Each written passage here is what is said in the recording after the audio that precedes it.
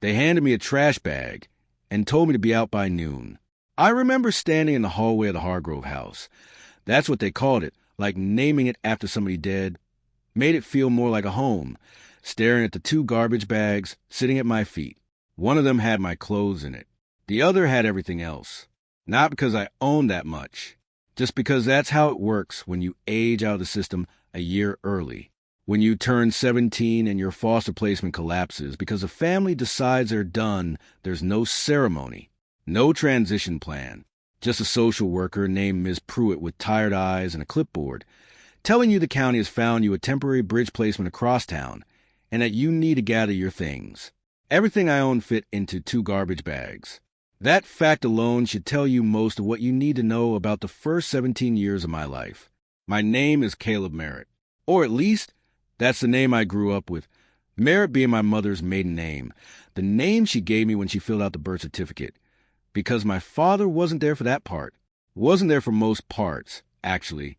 He died when I was 4 years old, in a way that nobody in the system ever explained to me properly. The file said cardiac event.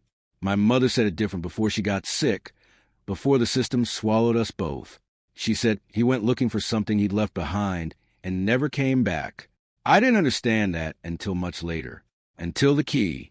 Ms. Pruitt drove a 2008 Civic that smelled like air freshener and anxiety. She had the radio on low, some talk station, and she didn't make conversation, which I appreciated. I sat in the back with my 2 garbage bags because there wasn't room in the trunk. The city moved past the windows. I watched it go, before she dropped me at the bridge placement, a group home on Fenwick Street with bars on the ground floor windows, and a house manager named Gerald who smelled like menthol cigarettes. Miss Pruitt reached into the back seat beside me and pulled out a small cardboard box sealed with packing tape. This was being held in storage, she said, from your father's effects. It's been in the county files since you were placed. Nobody thought to pass it along. She had the grace to look embarrassed. I'm sorry it took this long. I took the box. It was lighter than I expected, about the size of a shoebox, maybe smaller. What's in it? I asked. I honestly don't know, she said. It's sealed. It's yours. She dropped me at the curb outside the Fenwick Street house. I carried my 2 garbage bags and my cardboard box up the front steps, and Gerald buzzed me in, and that was that. Another door closing behind me. Another room that wasn't mine. If you're enjoying the story so far, don't forget to hit the like button and subscribe. Drop a comment telling me where in the world you're watching from. I love hearing from you. I put the box in the corner of my room, a cot and a dresser and a window that looked out at a brick wall, and I didn't open it for 3 days. There's a particular kind of numbness that settles over you when you've been moved enough times. It's not depression. Exactly. It's more like your nervous system deciding that strong feelings are a waste of energy until you know whether the ground you're standing on is going to hold. I've been moved 11 times since my mother went into care when I was 8. 11 different houses.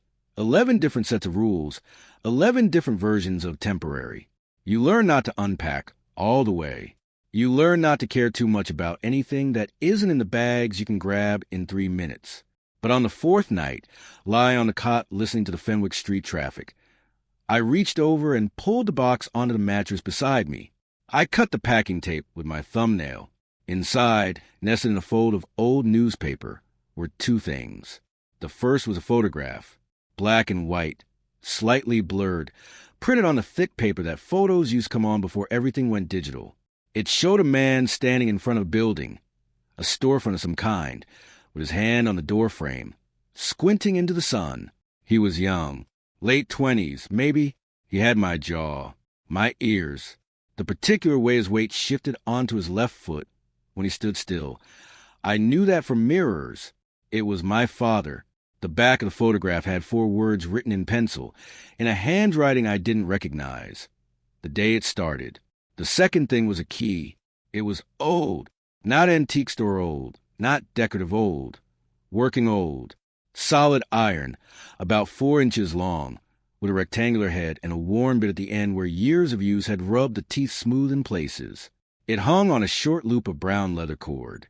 There was a tag on the cord, the kind of small paper tag that hardware stores use to tie to keys. The tag said one thing, in the same penciled handwriting as the back of the photograph. 14, Carruth Street, Unit B. I held the key in my palm for a long time. It was heavy for its size. Room temperature at first, but it warmed in my hand fast, the way iron does. My father had been dead for 13 years. Whoever packed this box, whoever sealed it and filed it in county storage and forgot about it for 13 years, had decided that this key and this photograph were the things worth keeping. Everything else, apparently, had been disposed of. These two things had survived. The question was why. I didn't sleep that night.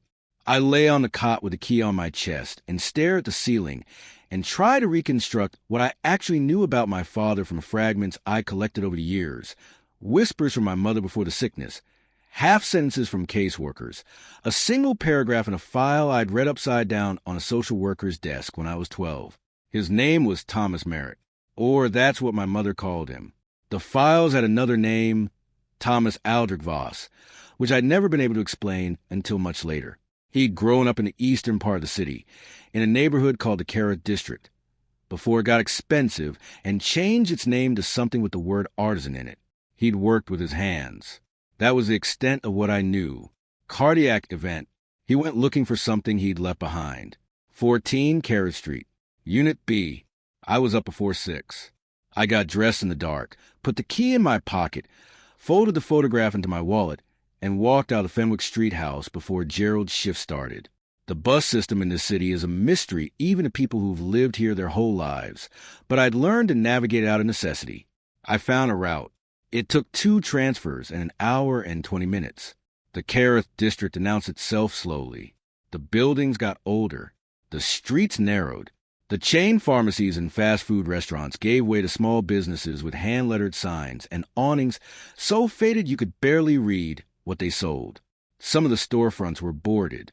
Others were occupied by the kind of places that have been there for 40 years and will probably be there 40 more. A key shop, a tailor, a place that sold industrial cleaning supplies. Number 14 was in the middle of the block, between a Pakistani restaurant and a vacant lot that had been turned into a community garden. It was a 2-story building, brick, with a wide storefront on the ground floor. The ground floor windows were covered with plywood sheets, gray and weathered. The door, a heavy wooden door with iron hardware, had a padlock on the outside hasp and a handwritten notice from the city taped to the glass panel above it. Derelict. Unsafe. Do not enter. To the left of the main door was a narrower door marked B. I stood on the sidewalk and looked at it for a long time. A man walking a dog passed me and didn't look up. A delivery truck double-parked across the street and beeped twice. I took the key out of my pocket. The lock on the B door was old. The same era as the key, the same iron, oxidized to the same dull gray. I lined up the bit and turned it. For a moment it stuck, grinding against itself with the resistance of something that hadn't moved in a long time. Then it turned. The bolt drew back with a sound like a breath being released. The door opened inward. I stepped through. The staircase was narrow and dark, lit only by a small window at the landing. The stairs were wood, carpeted at some point decades ago in a dark red that had worn through gray in the center of each step. The air was cold and still and smelled like stone and something I couldn't name immediately, a faint, complicated smell, slightly sweet, slightly sharp. Unit B was the door at the top of the stairs. Same lock, same key, same grinding resistance, same release. I pushed the door open, and the smell hit me properly for the first time. I know now what it was. Linseed oil and mineral spirits, and a particular dry sweetness of old wood shavings. At the time, I just knew it was a smell of work. Not any work, but patient, careful, precise work. The smell of someone who had spent a long time in a small space, making things. The room was about 20 feet by 30. The windows, 3 of them on the east wall, were dirty but not boarded, and the morning light came through in long, dusty columns that illuminated everything slowly, like a photograph developing. There was a workbench along the west wall, long and heavy, built into the wall itself. Above it, a pegboard covered in tool outlines, the kind where you trace each tool and hang in its place, so you always know what's missing. Most of the outlines were empty, but some tools remained. Chisels in a wooden rack, a set of small planes on a shelf, 3 or 4 small saws hung on their hooks. On the bench itself, covered by a piece of oilcloth that had stiffened with age, was a project. I lifted the corner of the cloth. It was the carcass of a small cabinet, hand dovetailed at the corners, the wood pale and clean where it had been cut and dark with age on the outside. Someone had been building this. Someone had stopped in the middle and never come back. Beside the cabinet, tucked against the wall, was a wooden crate. Inside it, more tools, wrapped in cloth. A hand plane so well made it looked like a precision instrument. Carving tools in a leather roll. A brace and bit set complete. The kind of tools that cost real money, that you don't buy unless you intend to use them for the rest of your life. On the shelf above the bench. Notebooks. 12 of them, maybe 15. Same size, same black cover, lined paper. I pulled one down and opened it. The handwriting inside was the same as the tag on the key, the same as the back of the photograph. My father's handwriting.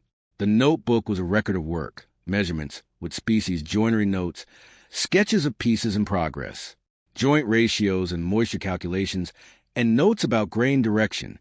At the back, a list of clients with dates and what they'd commissioned and what they'd paid. The most recent entry was dated 30 years ago, almost to the month. I sat down on the floor with my back against the wall, the notebook open in my lap, the morning light moving slowly across the boards. My father had been a furniture maker, not a carpenter, a furniture maker. There's a difference, the same way there's a difference between someone who cooks and a chef. What I was looking at, the joints, the sketches, the clients who paid the amounts listed in that notebook, was the record of a craftsman, someone who understood with the way a surgeon understands anatomy, someone who made things that were meant to last. And none of this was in the files. None of this was in the story I'd been given. The story I'd been given, the one in the county files, the one my caseworkers had summarized for me over the years when I asked, was this: Thomas Merritt, also known as Thomas Voss, was a day laborer, unstable employment, history of financial difficulty, cardiac event at age 31, no assets, no estate, one dependent minor. But there was a workshop full of tools worth thousands of dollars. There were notebooks recording years of careful, skilled, professional work. There was a key that someone had kept for 30 years. There was a story underneath the story. I spent 4 hours in that room the first day. I went through every notebook. I looked at every tool. I cataloged, in my head, everything that was there. What I found, across those notebooks, was this: my father had operated a custom furniture workshop for at least 8 years before his death. He'd built pieces for private clients, for small hotels, for a restaurant or two. His work was traditional, hand-cut joinery, no power tools for the finished work, and based on client list and the prices noted, it was not cheap. He was good enough that people sought him out specifically and paid accordingly. He'd rented the space, Unit B at 14 Carruth Street, for all 8 of those years. The rent was paid to a landlord named Gustav Okafor. I found the receipts in a folder tucked behind the notebooks. 12 years of rent receipts, paid in cash every month up until a month before his death. But there was also this. In the last notebook, the handwriting changed. Not dramatically, still the same hand, but tighter, faster, less careful, more urgent. The entries were different too. Less about joinery and more about money. Numbers that didn't add up the way they should. References to a debt that had started as one amount and grown into something much larger. A name that appeared several times, underlined, Callahan, and then a final entry, for lines long. The workshop is paid through the end of the year. The tools are worth more than the debt now. I've made sure of that. The key is in a safe place. Caleb will know where to find when he's old enough to come looking. If someone tells him I left him nothing, they're wrong. I left him everything I had. I put the notebook down carefully on the bench. My hands were steady. The feeling in my chest wasn't grief. Exactly. It was more like tectonic, like something huge and slow moving into a new position. My father had known he wasn't going to make it. He'd set this aside deliberately. He'd paid the space to the end of the year, and someone, Gustav Okafor presumably, had kept it. Had held it for 30 years. That was the part one needed to understand. I went downstairs. I knocked on the door of the Pakistani restaurant next door, the Lahore Star, because it was the closest occupied business. A woman in her 60s answered. The owner, a woman named Mrs. Anwar, whose family had run the restaurant since before I was born. "I'm looking for Gustav Okafor," I said. "He used to own the building next door." She looked at me for a moment. Then she looked at the key in my hand. "You'd better come in," she said. She sat me at a table in the back, near the kitchen, and brought tea without asking if I wanted it. Then she told me what she knew. Gustav Okafor had owned the building at 14 Carruth Street for 40 years. He'd rented the ground floor commercial space to various tenants and kept Unit B as a workspace for long-term renters, craftspeople mostly, who needed somewhere quiet and cheap. My father had been his longest tenant. When Thomas Merritt died, Gustav had gone up to Unit B and found it exactly as I'd found it. Tools in place, project half finished, notebooks on the shelf. He'd also found a sealed envelope addressed to him, in my father's handwriting, asking him one thing: keep the space. Don't rent again. There's a boy. When he comes looking, he'll have the key. Gustav Okafor had paid property taxes on a vacant unit for 30 years. Mrs. Anwar didn't know why exactly. She said Gustav had been a stubborn, private man who didn't explain himself, but she thought it had something to do with the fact that my father had made him a set of dining chairs a year before he died, in exchange for a month's rent during a slow period. He'd made them by hand, carved from walnut, with a particular motif worked into the backsplats. Gustav said they were the most beautiful things he'd ever owned, Mrs. Anwar said. He said a man who could make something like that deserved to have his wish respected. Gustav had died 6 years ago. He'd left the building to his daughter, Elena, who lived on the other side of the city and hadn't known quite what to do with it. She kept up the taxes because her father's instructions, left in writing, were clear. Do not disturb Unit B until someone comes with a key. Mrs. Anwar gave me Elena Okafor's phone number. I called her from the sidewalk outside. She answered on the third ring. If you're hooked on this story, make sure to subscribe and turn on notifications so you never miss an upload. Your support means everything and helps me bring you more emotional stories like this one. Elena Okafor was 44 years old and worked as a school administrator on the north side. She drove a sensible car and wore practical shoes and had, apparently, been carrying a particular errand in the back of her mind for the 6 years since her father died, finding the boy with the key. She came to Carruth Street that same afternoon. She stood in the doorway of Unit B and looked around with the expression of someone seeing a thing they've only heard described. "He told me about this," she said quietly. "My father. He said that your father made the chairs and then spent 3 years paying that month's rent back. Not because my father asked him to, but because he said a debt is a debt and he didn't take things for free." She looked at me. He said Thomas Merritt was the most honorable man he'd ever rented to. I didn't say anything. I was looking at the half-finished cabinet on the bench. "There's something else," Elena said. She opened the leather portfolio she'd brought with her. "My father left this with his will. It's addressed to you." It was an envelope. My name on the front, Caleb, in my father's handwriting. Inside was a single sheet of paper, folded twice. A letter. The date at the top was 2 weeks before my father died. I'm going to tell you what it said, as exactly as I can remember it. "Caleb, if you found this, you're old enough and smart enough to have followed the string. I always knew you would be. You have your mother's stubbornness and my curiosity, and that combination is going to serve you well. I need to tell you the truth about some things, because there were people who were going to tell you a different version. I owe a man named Callahan a significant amount of money. I borrowed it 5 years ago when your mother got her diagnosis, before the insurance stopped covering what it needed to cover. The amount was manageable at first. It isn't anymore. Callahan is the kind of man who turns a manageable debt into an unmanageable one, and I don't have the time left to argue with him about the math.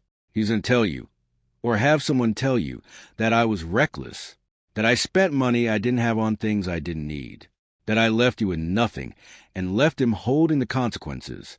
None of that is accurate. Every penny I borrowed went to your mother's care.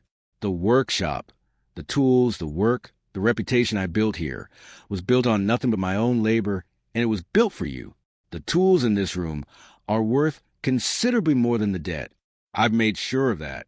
I've also made arrangements that Callahan doesn't know about, because Callahan doesn't know this workshop exists, and I intend to keep it that way. Gustav Okafor knows what to do with the property. He will hold Unit B for you. When you are old enough to use it, really use it, everything in this room belongs to you, not as a sentiment, as a business, as a living.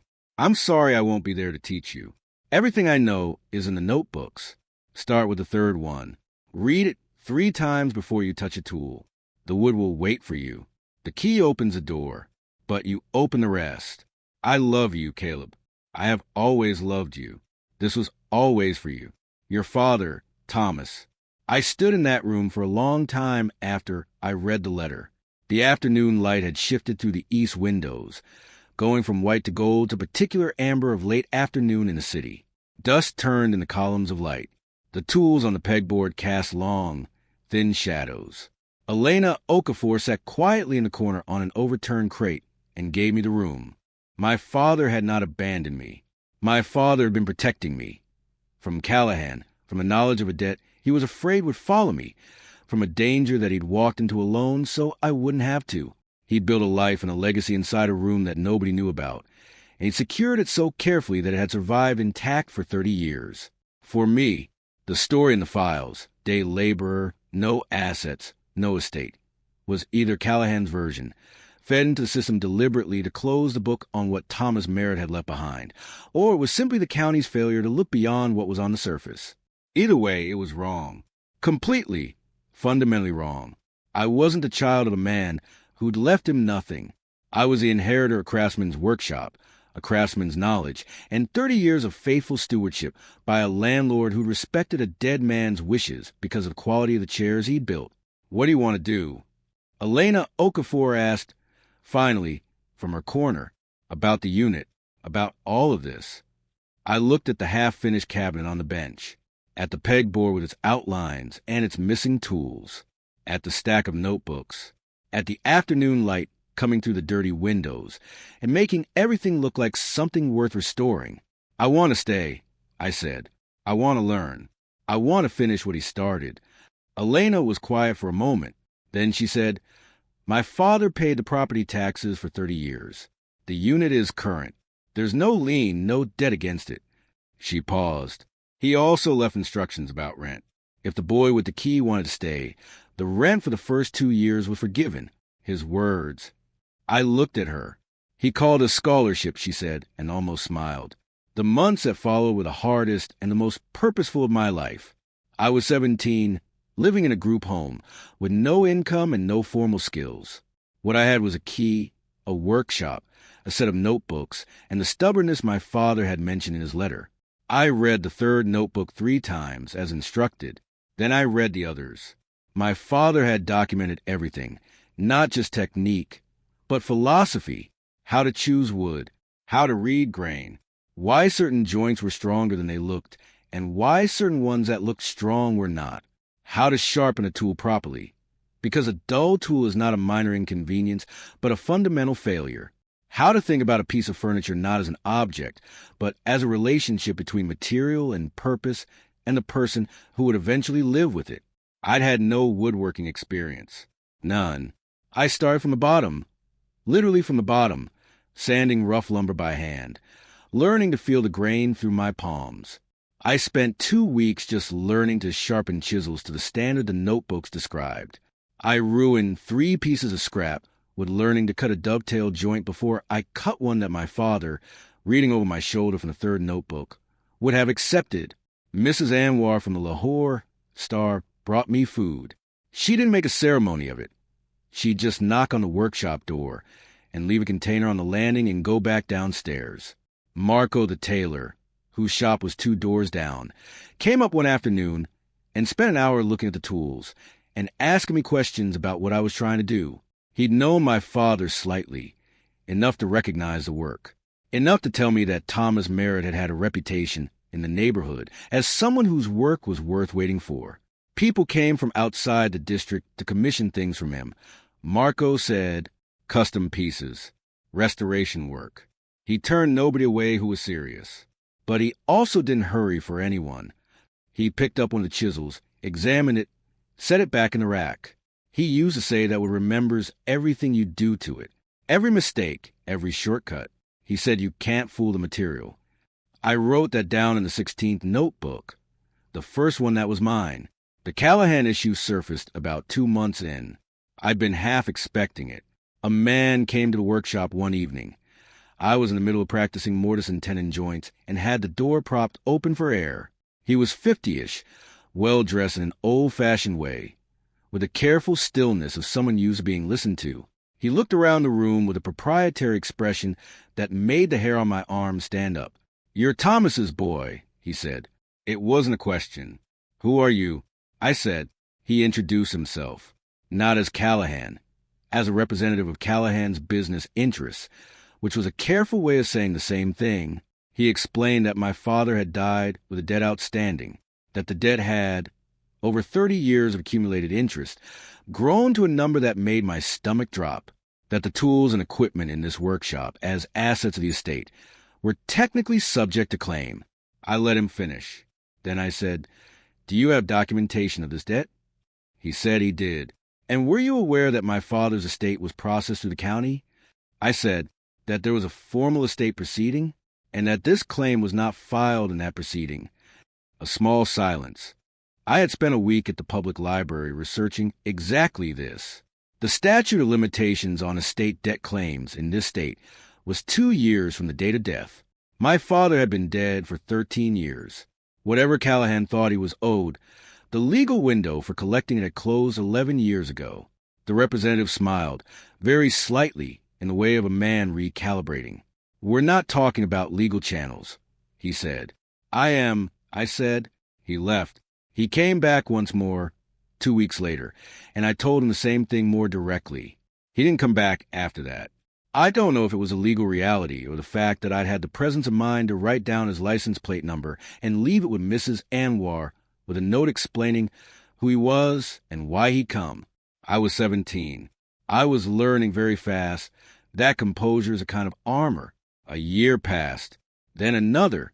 I turned 18 in the workshop, cutting a set of drawer fronts on my first commission, a small side table for a woman named Patricia, who'd come in because Marco had mentioned to someone who'd mentioned to her that the old furniture maker's boy had reopened Unit B.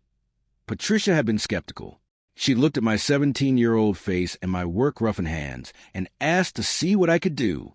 I'd shown her the notebook with my father's drawings and the pieces I'd made in the intervening months, and she thought for a long moment and said, "All right, a side table. Walnut, if you have it." I had walnut. My father's notebooks listed 3 lumber yards that had supplied him, and one of them, a family operation run by a man named Bertrand, who was now in his 80s, was still operating. When I called and introduced myself, there had been a long pause, and then, "Thomas's boy? Come in. We'll talk." Bertrand had known my father well enough to extend credit to a 17-year-old on the strength of the name alone. He'd also told me something I hadn't known. My father, in the months before his death, had commissioned a large order of timber that he'd never collected. Bertrand had held it, the way Gustav Okafor had held the workshop, out of some principle of honoring the transaction. He paid for it. Bertrand said simply, "It's yours." The table I made for Patricia took me 6 weeks. 6 weeks of measuring and remeasuring, of cutting and repairing my cuts, of fitting and refitting the mortises until they closed without gaps. It was not perfect. There were things in it that I could see, that my father's notebooks had taught me to see, that weren't right, but it was honest. It was built the way the notebooks described, with patience, with attention, with respect for material. When Patricia came to collect it, she ran her hands along the edge and looked at the joinery and didn't say anything for a moment. Then she said, "Your father made my kitchen table 12 years ago. It still doesn't have a scratch." She paid me more than we'd agreed. The workshop changed slowly, the way all real things change. The windows got cleaned. The tools were restored. I learned to rehabilitate old tools from a retired machinist named Howard, who came in one afternoon, curious about the old planes on the shelf, and ended up spending 3 weekends teaching me to true a sole and set a blade. The pegboard filled in, outline by outline, as each tool was found, restored, and hung back in its place. The half-finished cabinet, the one that had been sitting under the oilcloth for 30 years, I finished in my second year. I'd been afraid to touch it for the first 12 months, afraid I'd ruin what my father had built. But eventually, I understood that leaving it unfinished was the real way to fail him. I read the relevant notebook pages until I understood his intentions. Then I finished it the way he would have. It took me 4 months. When it was done, I didn't sell it. I put it in the corner of the workshop, where it still is, and I look at it sometimes when I'm working on something difficult. The joinery where his hands ended and mine began is invisible. You cannot see the seam. That feels important to me. I'm 22 now. I've been operating the workshop for 5 years, which means I've been operating it longer than my father did, though I don't think of it that way. The workshop on Carruth Street has a waiting list, not a long one. I work alone, and I work slowly, because the notebooks taught me that slowness is not inefficiency but precision. But people wait. They come from outside the neighborhood, sometimes from outside the city. They bring commissions, and they bring heirlooms that need restoration, and they bring, always, stories. The stories are what my father's notebooks didn't warn me about. Every piece of furniture holds somebody's history. Every repair is a conversation with the past. I have 2 apprentices now, young men from a neighborhood who I pay properly and who I teach the way the notebooks taught me. From the bottom up, beginning with sharpening, ending with patience. The oldest of them, Marcus, is 17. He reminds me of myself at that age in ways that are sometimes difficult to look at. I've thought a lot, over these 5 years, about what it means that my father left me this instead of a different kind of inheritance. He didn't leave me money. He left me knowledge, tools, a space, and a reputation of a man who built things that lasted. He didn't leave me a simple gift. He left me something I had to work to find, and then work harder to earn the right to use. At the time, when I was sitting on the floor of the workshop reading his notebooks for the first time, I sometimes thought, why didn't he just leave a note somewhere obvious? Why the key, the photograph, the locked room, the 30-year wait? Why make it so hard to find? But I understand now. He made it hard to find because he needed me to be ready when I found it. A 17-year-old who'd been handed everything wouldn't have known what to do with what was in Unit B. A 17-year-old who'd followed a string of evidence across the city, who'd stood down a man trying to collect a dead debt, who'd spent his own money on bus fare to get to a key that might have opened nothing. That 17-year-old was starting to be ready. He'd made the difficulty part of the inheritance. The finding was the first lesson. Gustav Okafor had died 6 years before I arrived. I never got to thank him, but I make a point every month when I pay Elena the rent of saying it to her, thank you, not just a space, but for your father's stubbornness. For 30 years of holding something that belonged to a boy who hadn't yet grown into the person he needed to be. She always says the same thing. My father said the chairs were worth it. I've been thinking about those chairs. Walnut, hand-carved, with a motif worked into the backsplats. I know from the notebooks what the motif was. My father sketched it in detail, a branching pattern, like the cross-section of a piece of timber showing its growth rings. He'd written underneath the sketch, every ring is a year. Every year is a choice. The tree doesn't know it's making history. It just grows. I'm going to make Gustav Okafor's daughter a set of chairs. Not as payment, not as debt, as testimony. I've been drawing the plans for 6 months. The wood is already in the shop, acclimating. I'll start cutting next week. They won't be my father's chairs. They'll be mine, built on what he taught me, built with the tools he left me, built in the room he held for me. But I think when the light comes through the east windows in the morning the way it does, and the smell of shavings fills the room, and I'm fitting a joint that closes perfectly because I've learned to take the time to do it right, I think sometimes that there's no distinction between his hands and mine that the wood can feel. The key opened the door. Everything else, I open myself. And the wood remembers. Thank you so much for watching until the end. If you love this story, check out the other videos on your screen now. I think you'll really enjoy them. And don't forget to subscribe if you haven't already. See you in the next story.